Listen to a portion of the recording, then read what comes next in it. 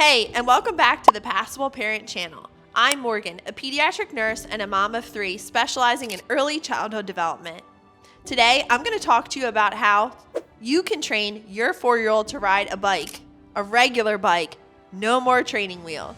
Before we get started, don't forget to like, subscribe, and turn notifications on for more videos like this one. Teaching your child to ride a bike can feel overwhelming, but it doesn't have to be. Today, I'm going to walk you through exactly how we got our child to ride a pedal bike confidently by age 4, with no fear, no drama, and no long-term use of training wheels.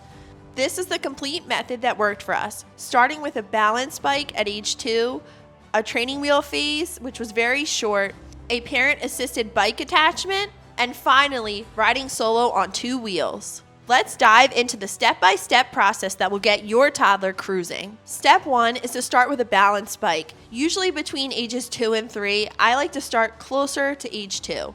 The balance bike is your best friend. Skip the tricycle. It teaches pedaling but not balance. The balance bike focuses purely on coordination and confidence. Here are my tips for success. Start around age 2. Make sure their feet are flat on the ground while seated. Begin indoors if your child is hesitant. Let them walk the bike first. Don't rush riding. At first, your child will walk while straddling the bike. Over time, they will start to lift their feet and glide. That's the goal. It means they're learning to balance independently.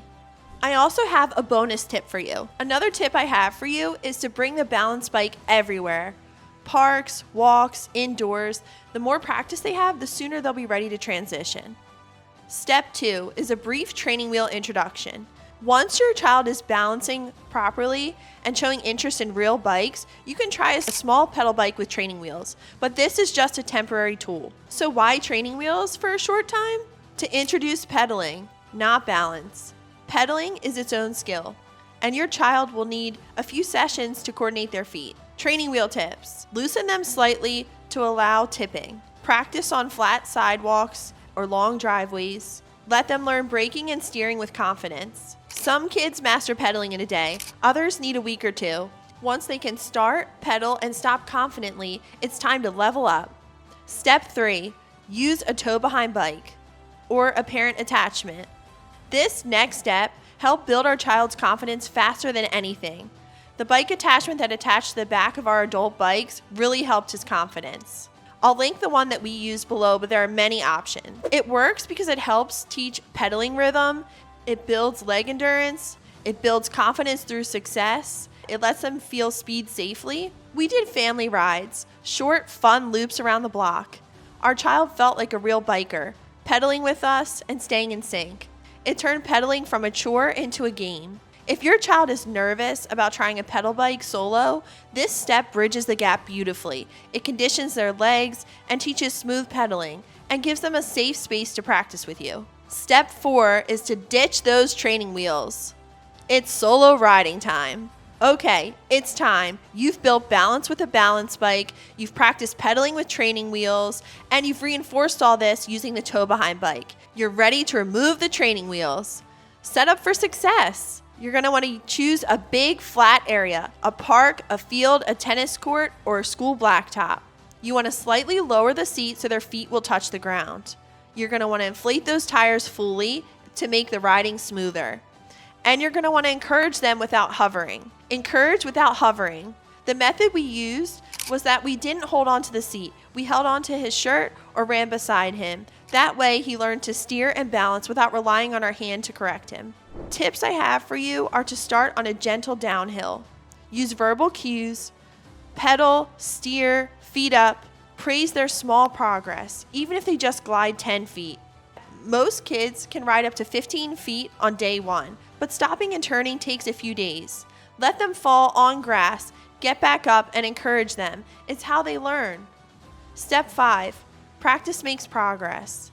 Now it's all about consistency. Short, frequent sessions work better than marathon practice. Things you want to do are 15-minute rides daily or every other day. You're going to want to focus on fun, not perfection. You're going to want to end your sessions on high notes. Celebrate effort more than distance. A pro tip I have for you is to have small goals. Ride to that mailbox. Let's race to that bench.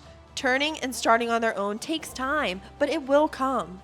Step 6, Practice daily with purpose. Once they're riding solo, keep sessions short and upbeat. 10 to 15 minutes a day is plenty. Add purpose to riding by setting fun challenges. Some game ideas I have for you are mail delivery. You can pretend they're delivering a letter to a cone or a mailbox. You can use chalk to draw a twisty road and have them ride along the lines. You can even do bike limbo, like holding a pool noodle and having them duck under. You can do follow the leader. You can ride with them and go around cones, on bumps. All these games develop agility, they build confidence, and they're just fun. If you follow this process, balance bike, brief training wheel use, tow behind, pedal training, and solo riding, you'll likely have your child biking confidently by age 4. Don't compare timelines, don't stress the falls. It's all about how you frame it to your child. You can try saying things like, "Wow, what a wipeout! Good landing! I'm so proud of you." Don't worry about how long it takes. Focus on consistency and fun. Your belief in their ability is the biggest motivator they have. If this video helped you, give it a like and subscribe, and comment below. What part of the biking process is your little one working on now?